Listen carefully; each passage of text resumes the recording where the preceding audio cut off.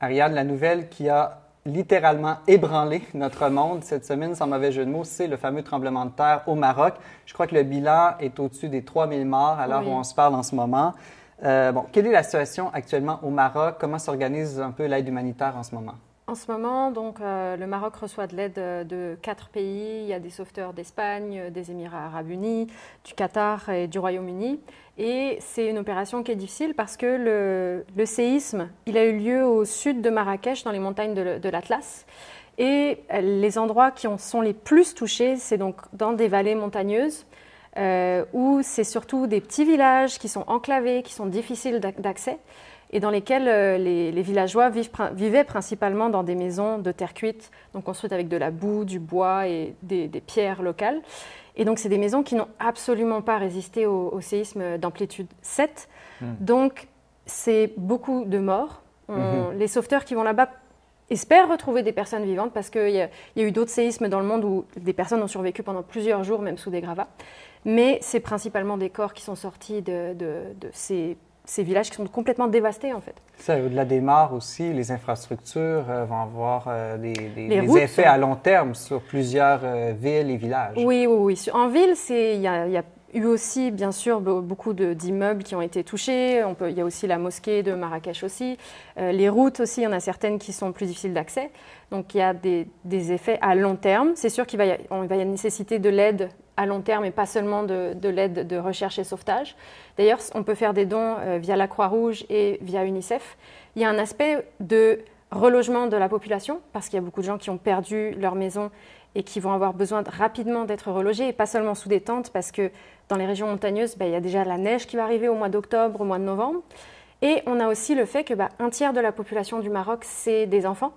Donc on parle de 11 millions d'enfants. Et on sait déjà qu'il y en a plus d'une centaine de milliers qui n'ont plus d'école parce que les bâtiments ont été détruits. Et donc là, on peut aussi faire des dons à UNICEF, par exemple, pour soutenir ces familles et ces enfants, dont certains sont orphelins aussi. Là. Une question que je me pose, Ariane, c'est lorsqu'on est croyant et qu'on regarde ces catastrophes naturelles, comment on peut garder un regard d'espérance dans de telles situations? Ça peut être difficile parfois. Je pense que ça peut être très désespérant, puis on peut, surtout quand on est croyant, ça peut vraiment nous ébranler. On peut, comme le philosophe Épicure, on peut se dire, mais si Dieu, on pense qu'il est tout-puissant, si Dieu, on pense qu'il est amour, comment c'est possible qu'il laisse se passer ces choses-là? Finalement, est-ce qu'il est réellement amour et tout-puissant? Pourquoi est-ce que finalement, il ne supprime pas ce mal-là? Puis surtout quand on voit que c'est des familles, des enfants qui sont touchés. Et je pense qu'on n'a pas le choix de se dire qu'il y a un mystère derrière cela. Il y a le pape Jean-Paul II, je trouve qu'il a une phrase qui est assez profonde là-dessus. Dans Salvi Fici Doloris, en 84, il disait « La souffrance humaine inspire la compassion, elle inspire également le respect et à sa manière, elle intimide, car elle porte en elle la grandeur d'un mystère spécifique. » Face à ces catastrophes, en fait, on peut sentir un désespoir, mais il faut forcément que ça nous invite à aller plus loin. Ça doit nous inviter à comprendre que notre vie, il y a une fragilité derrière et que c'est impossible que ces choses-là se passent sans qu'il y ait un sens aussi derrière. Sinon, on est dans un monde qui est complètement désespérant. En y pensant avant l'émission, je me disais, est-ce que vraiment ça ébranle ma foi? Je me disais, je ne sais pas si ça ébranle ma foi, mais est-ce que ça ne devrait pas plutôt stimuler la charité?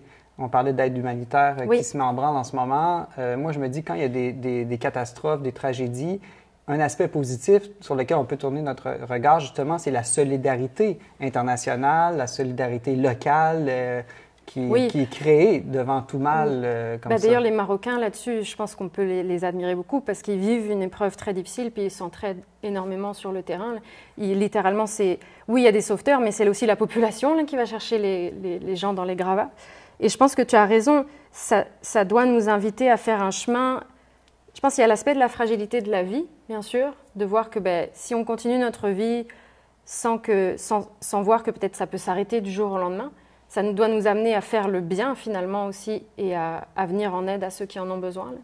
Il y a aussi dans les évangiles le Christ qui parlait dans un passage dans Luc de la tour de Siloé. C'est une tour qui est tombée sur 18 personnes, puis il disait « mais est-ce que ces personnes-là, elles étaient plus pécheurs que les autres ?» Non. Mais par contre, si vous ne changez pas de vie, ben, vous allez périr. Puis là, il ne parle pas de la mort physique, mais la mort de l'âme, finalement. Si on ne décide pas de choisir le bien, de changer, de se tourner vers Dieu et de vraiment suivre le Christ, ben, on va périr et d'une façon beaucoup plus désespérante et catastrophique que mourir dans un séisme, en fait. Donc, les Marocains ne sont pas un peuple pire que les autres parce qu'ils ont reçu un tremblement de terre. Ou parce qu'ils vivaient dans des maisons en terre cuite, ce qui leur est reproché aussi des fois. Quand il y a des journalistes qui se sont permis de dire que ce n'était pas une catastrophe naturelle, mais que c'était une catastrophe humaine, parce que s'ils n'avaient pas vécu dans des maisons de terre cuite, peut-être ils ne seraient pas morts. Donc... Oui, il y a quelque chose de profondément colonialiste puis un petit peu, oui. condescendant dans cette manière-là de lire ce qui est véritablement une catastrophe naturelle. Oui, ce qui en est véritablement une catastrophe. Ah, puis si ça allait au mérite, je pense qu'au Québec, on aurait un peu plus d'ouragans et de tornades. Des tempêtes de verglas, de temps en temps, pour nous réveiller un peu. Oui, une chance, je dirais. Mais c'est ça, c'est-à-dire que c'est pas là tant pour nous punir, mais c'est peut-être là pour nous réveiller sur le véritable sens de la vie, la précarité de la vie, le besoin d'entraide, le fait qu'on est des êtres faibles et limités, qu'on puis la valeur du quotidien aussi, du temps présent. Parce que je trouve qu'on est beaucoup dans le contrôle de ma carrière, mon avenir, de nous projeter beaucoup. Là, je ne sais pas si vous êtes d'accord avec ça. Alors que c'est ce qu'on vit là tout de suite dans nos relations humaines, puis qu'est-ce qu'on construit aujourd'hui qui a du sens aussi. Là. Ouais, puis dans ces petites choses-là, on est capable d'espérance et de désespoir aussi. Là. Moi, il faut que je me force à chaque fois que je prends une lumière rouge pour ne pas désespérer qu'elle a été lancée spécialement contre moi.